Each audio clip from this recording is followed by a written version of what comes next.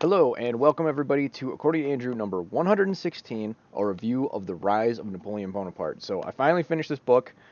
It took me a bit. It's not exactly a short read. It's 500-ish pages, 550 pages. But mainly the summer ended and I started dragging my feet.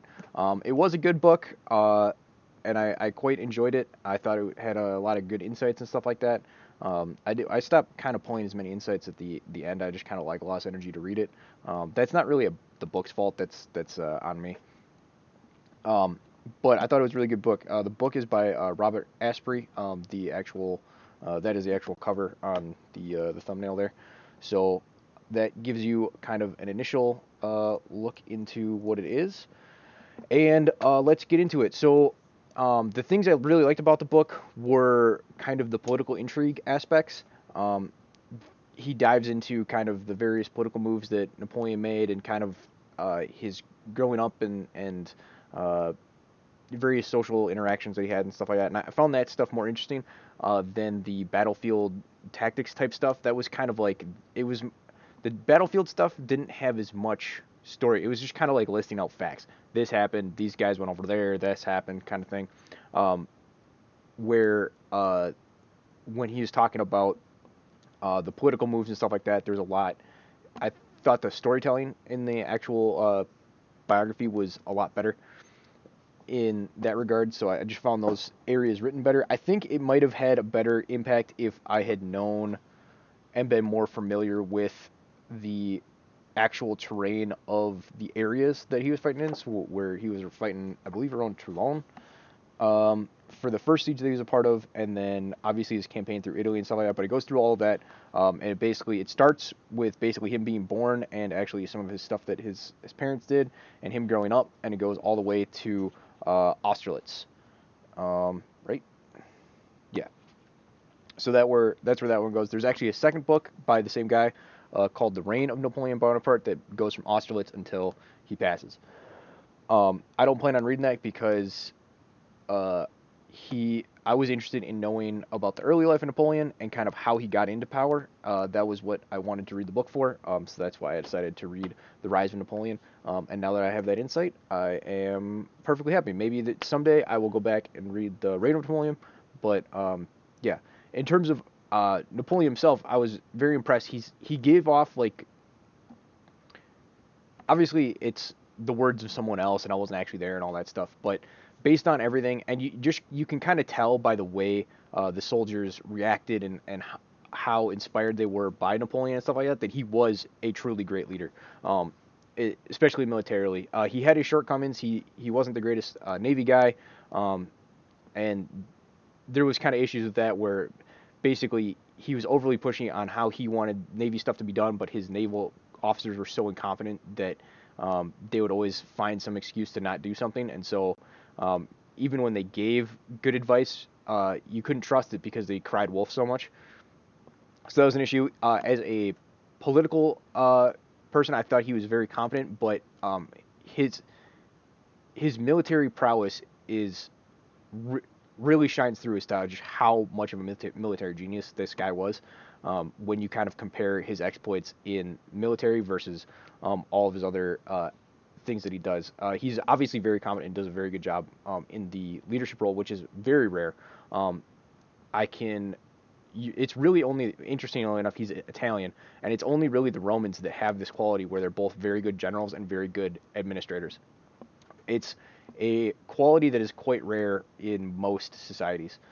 And maybe I'm just not thinking of like I don't know the history of Frederick the Great, and I believe who is the guy that led Sweden in like the Winter War. Um, but anyway, he was one of Sweden's great kings, and he he might have been a good administrator. I just don't know the history of those guys. So it could be me being skewed, but I mean you have Napoleon, you have Caesar. Alexander the Great was notoriously not a very good administrator.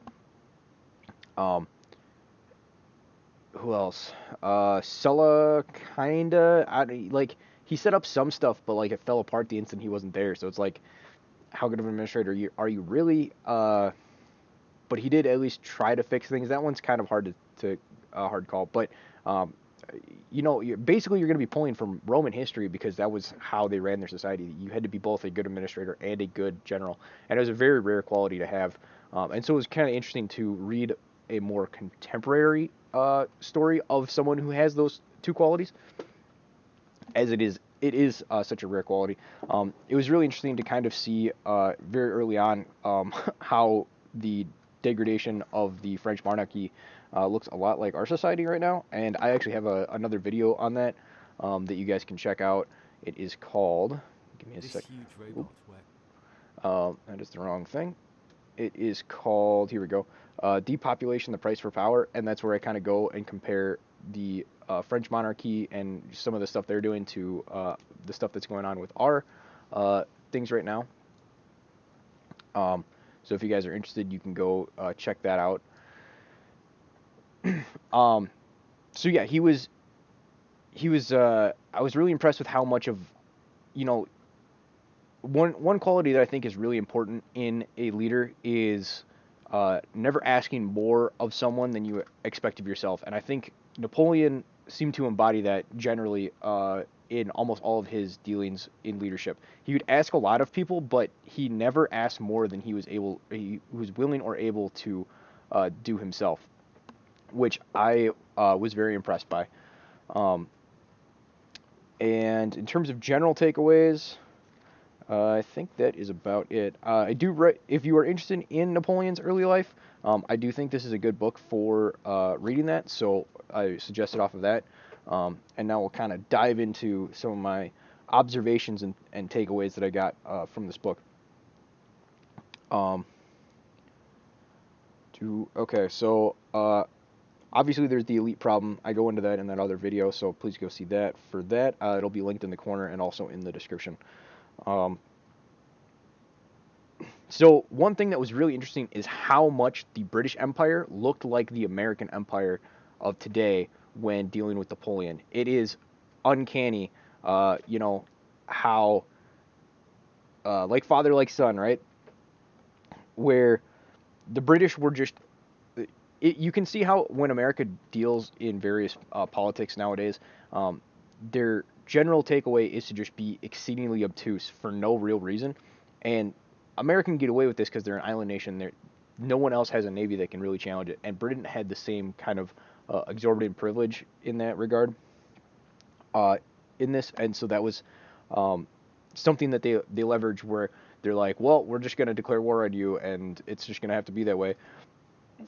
But it was like France and England are at war in various parts in the book, and they're basically just staring at each other because like Britain doesn't have an army, but it has a navy, and France doesn't have a navy, but it has an army, and so they just kind of like stare at each other and they don't do anything, and it's like it's kind of weird. And then eventually like England's able to bribe their way into getting like Russia and Austria and Prussia to declare war on uh, France, and that's what the various coalitions are about until they finally defeat Napoleon with like the Sixth Coalition or something like that. But that's outside of the scope of this book. Um,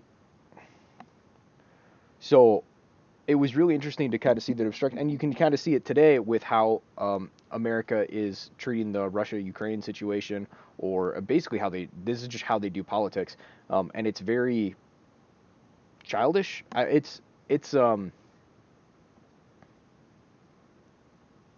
don't know. It just kind of comes from a privileged place where you don't actually have to comport with the realities of someone who has a border dispute does. And I don't know what's gonna like. I guess for America, if they split into several different countries, then that reality will become a thing. I guess the same thing could potentially go for Britain, um, and then I guess Japan would be like the last island nation that's of any meaningful landmass, or maybe Australia. But most of Australia is a desert, so I don't know how settleable that is. Anyway, but that was really interesting. And Napoleon made a couple mistakes in regards to that. So, um, but one second, I gotta find the actual writings that I did on this. Here we go. Um, The second war that France got into with Britain is interesting. Britain was determined to go to war with France, and so no suggestion that they made would be sufficient. It was very similar to how America acts now. The main issue is that France was always in a reactionary position to England, and so was never able to force them to actually compromise. So basically, what had happened is uh, they came to an agreement in the treaty that Britain was supposed to pull their troops off of Malta, and France was supposed to move their troops out of Providence in Italy. Um, France ended up moving their troops out of that Providence, and Britain just like refused to move their troops out of. And then they're like, oh well, the treaty like isn't ratified and shouldn't be allowed. And they're just being like, um, it's actually something that Machiavelli talks about, where it's just like if it's not in your favor, like just ignore it and act like it's not a thing, and just kind of act obtuse like this until you kind of get your way. And it in a certain way it's petulant, but at the same a at another level, like it is a viable tactic for um, politics. At the same time, you can be like risking lives and stuff like that over like really petty stuff. And I don't know, it's just something kind of weird and off-putting about it. Maybe that's just various biases coming out. Um, but one of the things was basically Napoleon didn't have any actual negotiating chips outside of escalating a war, which put him in a disadvantaged position. So England had basically all of the political chips to play stuff out, and then on top of that, England at the time had a crazy good propaganda machine, kind of like how America churns out propaganda nowadays. And so it was just kind of like a losing battle in that regard. Napoleon's so basically they're kind of going back and forth, and so Napoleon's like, well, then I'm going to reoccupy that area if you don't pull these people out. But I don't think he should have asked England; he should have just done it. Um, it was Toulon Peninsula was a sensible solution, but again, it felt like an issue of asking England for permission to do something, and you never ask; you always just do. Um, this move only would have brought things back to par, and so England would have never agreed. The other risky option would have been simply to put your troops back on the peninsula and inform England that if they wished for them to be removed, then they would have to abide by the treaty they signed, else they would stay as long as Malta was illegally occupied. The risk is that you could easily be framed as being the aggressor and the one that started the conflict, which is what they did. Um, if one looks at how these obtuse obstructionist powers operate, they typically have a pretty good propaganda wing of their government, and so they will be framed. They will always frame you as the bad man, regardless of your actions. So it's best to just force them to be reactionary through proactive solutions. Both Russia and China have been quite good at this. Uh, Doing this when America does something outrageously belligerent in the current times. And so that was something that it was an interaction that it's like, the times change, but nothing changes. Or the years change, but nothing actually changes. And it's interesting to see how that political battle still plays out in the exact same way. Also, something kind of interesting was how the degradation of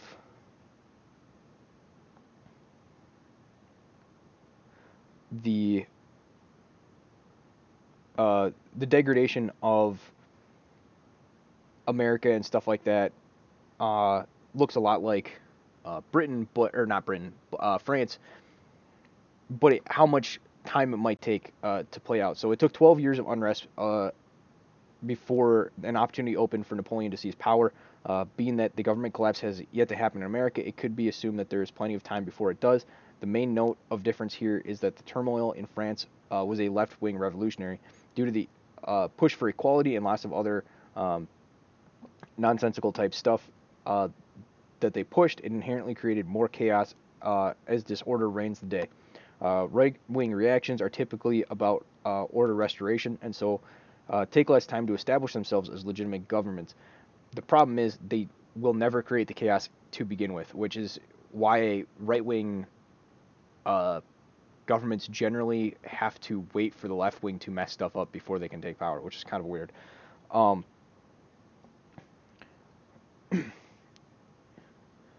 Even so, you need the left wing to create such disorder that the right wing can come in.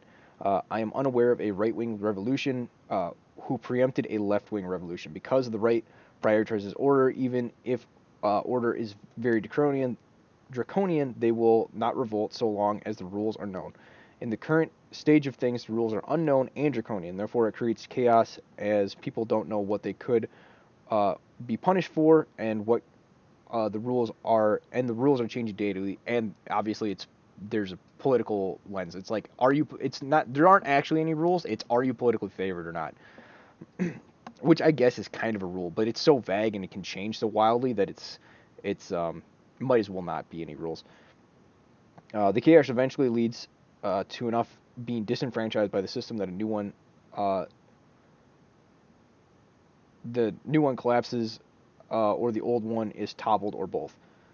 Um, if in America it seems that the option has been to build a new structure and let the old one fall away. These cycles take about 30 years to play out. Uh, Napoleon, the Napoleonic era started in 1789 and lasted till 1815. The World Wars from 1914 to 1945. So the Napoleonic era was like 26 years, and the World Wars was about 31 years. So depending on what historians look back on and determine is the starting point for the decline, it will be about 30 years from there. Current candidates that we have are the collapse of the Soviet Union in 1991, which is 31 years today. Uh, the 9/11 in 2001, which is 21 years. The GFC in 2008, which was 14 years ago. Trump's election in 2016, which was 6 years ago. COVID, which was 2 years ago. And the current financial collapse that we're currently experiencing, which is the current year. This gives a range of historical epochs wrapping up between sometime in the next couple of years to about 2050. I doubt it will take until 2050, but there are a couple of key factors missing for changing of the guard that you need. Uh, there's a couple of key factors missing for changing of the guard. What you need is a failed elite, which we have, check. A change in historical trend towards away from what the elite want, check. An elite splinter group, which we are currently missing, and a great man, which we are currently missing. Elon Musk and Trump have been kind of framed as potentially those great men, but they're not. They've been put out there as false gatekeepers for that role to try to prevent the actual great men from rising up. Um, and that's not something that was necessarily logically thought out by anyone, but it is how it played out. Uh, it's unclear how long these two missing pieces will take to manifest themselves. There is a chance that they never do, and then the decline is slow, grind downwards. The parallel economy might be the splinter elite faction forming. It is just too early to determine what impact that will have in the long term on society as a whole. Though I think it is a great move regardless, as even if everything else is grinding into poverty, your world doesn't have to be. If you have a communal network that the parallel economy provides. The reason I don't see the parallel economy being a splinter of the elite faction is that that it isn't taking the standard overthrow approach. The parallel economy is looking to build a different structure. It's not looking to take the reins of power from those who already have it. They're like, I'll just do our own thing with kind of within the system, but kind of outside the system. Right? Like you're, it's outside the system in a sense, in that you're outside their institutions, but it is still under the. It's not going outside the power dynamic of the law structure that is within the United States. And so, in that regard, it is not a full splinter. It's not trying to usurp the power structure. Um, this might be reason I don't see the parallel economy being a splinter faction is that it doesn't take the standard approach of overthrow. This might be one of the reasons that it's successful in the long run, as I think but I also think it leaves room for an elite splinter to form alongside the parallel economy movement, as they are complementary to each other. Elon Musk, while a gatekeeper and false elite splinter group, is what a elite splinter group is going to look more akin to than and what is potentially going to actually take power than what is being built in the parallel economy. I don't see that as the exact thing, but maybe it will be. It'd be interesting to tell. Time will tell on that. I guess one last little thing.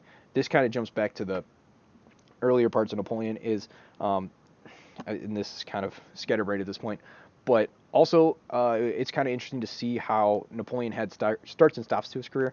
Early on, he was kind of a loner type guy, and then really just focused on studying and stuff like that. A lot of that had to do with the fact that he didn't have a lot of money to go out and do those things, so he decided to focus on his studies instead.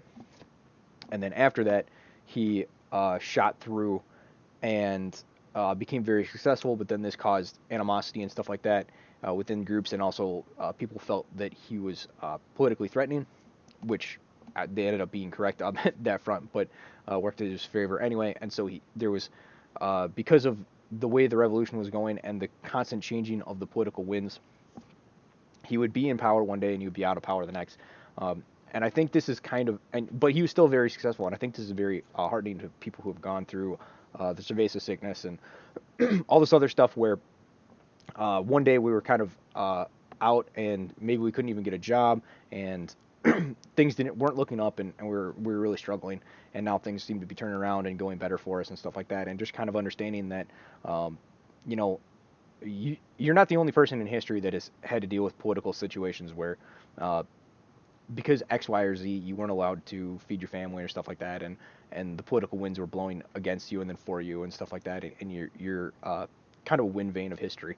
Everyone is that to a certain extent, even great men as Napoleon, and so you just got to kind of keep on the direction that you're going, and understand that sometimes when the current's blowing that direction, you just got to keep moving that direction as best you can, and realize that sometimes you're going to have to take a side route for a little bit before you can get back on the main path.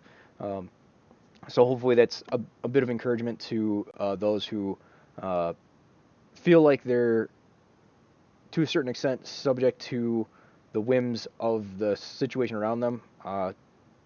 We are to an certain extent, but that doesn't mean that we aren't destined for greatness in our own right as well. So hopefully you guys found that interesting, and I'll leave you guys on that note. Thank you guys for listening. Like, share, and subscribe. We're on BitChute and YouTube, and now Gab TV, and all of the places you can get podcasts, Google Podcasts, Apple Podcasts, Podbean. I distribute it to as many places as I can. So wherever your preferred method is, give it a listen, give it a like, and I very much appreciate it. Thanks. Bye.